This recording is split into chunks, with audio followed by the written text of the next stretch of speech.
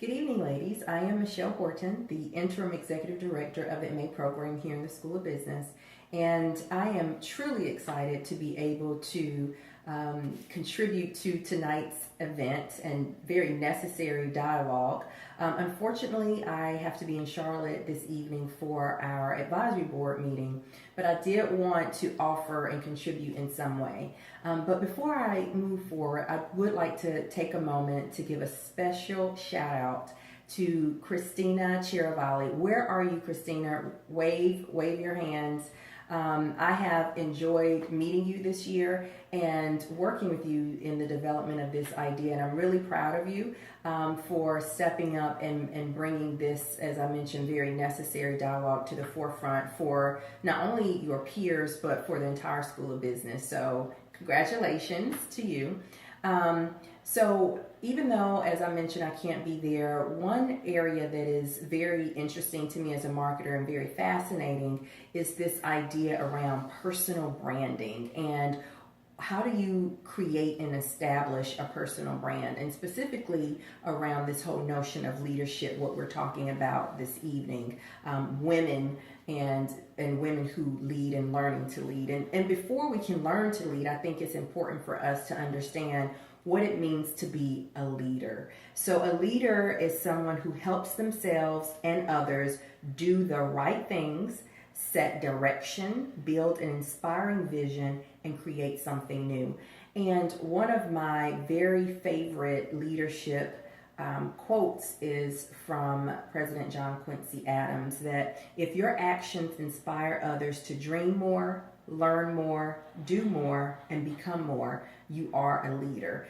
And I would venture to say that a lot of you sitting in the room tonight are leaders. You are inspiring at your level, at the student level, your peer level, and even your professors by doing things like this event this evening is a true sign of leadership. And so when you think about this topic of what it means to be a leader, I wanted to share with you my take on the 8 DNA strands of a leader's brand. And what I mean by DNA, yes, it's a double entendre in terms of what we know DNA to mean, but I'm also referring to DNA as an acronym of distinguishable and noticeable attributes. So when someone is a leader, what does that look like? So I want to share these 8 strands of what it means to be, a leader. But one thing to definitely keep in mind is that when establishing a personal brand, you have to establish the behaviors to match. So in order to be thought of as a leader, it means you have to act like one. And what does that look like? So here's my take. So tip number 1, a leader is a servant. And I'm sure that this is not an area that is foreign to the students at Wake Forest, with our motto being Pro Humanitate, for humanity and serving others. So true leadership is really about a dedication to a purpose higher than oneself. That when you actually get up and suit up every day, that it's not about you personally, but how you can lead and serve others. So that's number 1. Number 2, a leader knows when. This really just says here, in order to be, a leader knows when to be quiet, to say something, to stand up, to sit down, to step up, to fall back. Essentially what I'm saying here is a leader knows when the appropriate times to act and to those appropriate actions in order to really portray himself or herself as a leader. So a leader is one who knows the way, goes the way, and shows the way. All right. And number 3, one of my favorites, is a leader has courage. A leader doesn't mean that there's the absence of fear, but they're not afraid to lead, to succeed, to fall, or even to fail.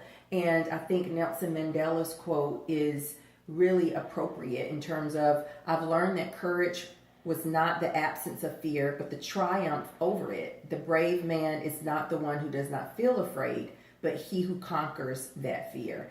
And leaders we are fearful all the time, but that doesn't mean that you stop and you stop from proceeding, that you proceed in spite of that anxiety and you push forward.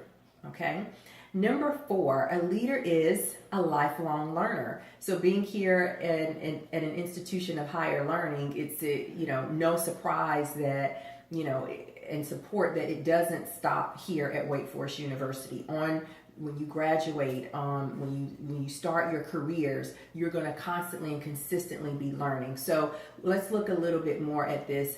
A leader embraces change for the better, does not compare herself to others, but embraces her strength and accepts her weaknesses. And in order to do that, a leader must be someone who's going to learn and be able to adjust and pivot. Learning expands your world. Growth is the result of learning. It helps you stay mentally fit. It prevents you from using old remedies to solve new problems. It is a really important aspect to know that the minute you stop learning, you really stop growing. And I don't think any of us would want to stop growing. And a leader knows that continuing to learn will help you do that. Okay, number 5, a leader knows now. As you can tell, I love acronyms. No opportunity waits. Hashtag no wait zone. So what that means is exactly what it says, that a leader takes action. A leader knows that, in order for something to happen, she has to make it happen.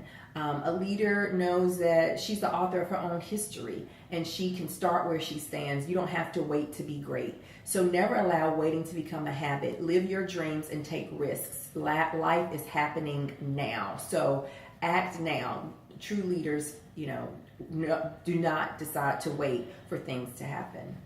Number 6, a leader is a hard worker. I think this slide deserves no explanation. You can see right here, that what it means to be a leader is that you're going to hustle. And the dream is free, but the hustle is sold separately. And you can't have $1 million dream with a minimum wage work ethic. There's no success in this world without, the hard work that goes along with it. So we can move to number 7.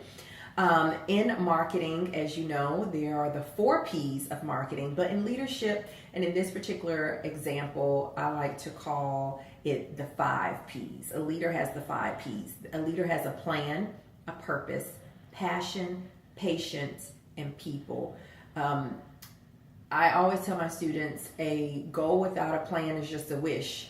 And so you have to make sure that you have a plan for your success and how you're going to lead and how you're going to move to that next level. And so planning is very important. Having a purpose for what you're doing is extremely vital in terms of honing and capturing on your leadership potential. Being passionate about something. I mean, I wake up every day having my passion in my profession be the exact same thing, and it's fantastic and it's a wonderful feeling. But also having the patience to let that passion and that purpose develop. It may not come instantaneously. So you see here, Oprah wasn't built in a day. And so even as a behemoth of a brand and a personality and an experience that she is and how successful she is, it did not happen overnight. And it cannot happen without the support of the last P, which is people. Having a good team, a strong team of people around you to help inspire you, allowing you to stand on their shoulders is extremely important.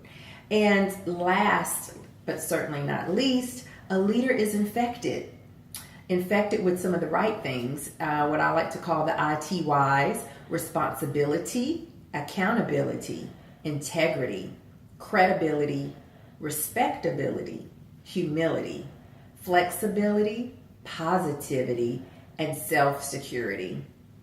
All right, so there you have it. My take on the 8 strands of a leader's brand, DNA strands of a leader's brand. And one more thought that I want to leave you with, ladies, as some of you are graduating and ending your semester. Remember that your life is your message to the world, so make sure it's inspiring, okay? If you want to talk to me further about this, I am in Fair Hall on the second floor in the MA suite. Come see me, and hello to the other ladies, and hopefully I'll see you all soon.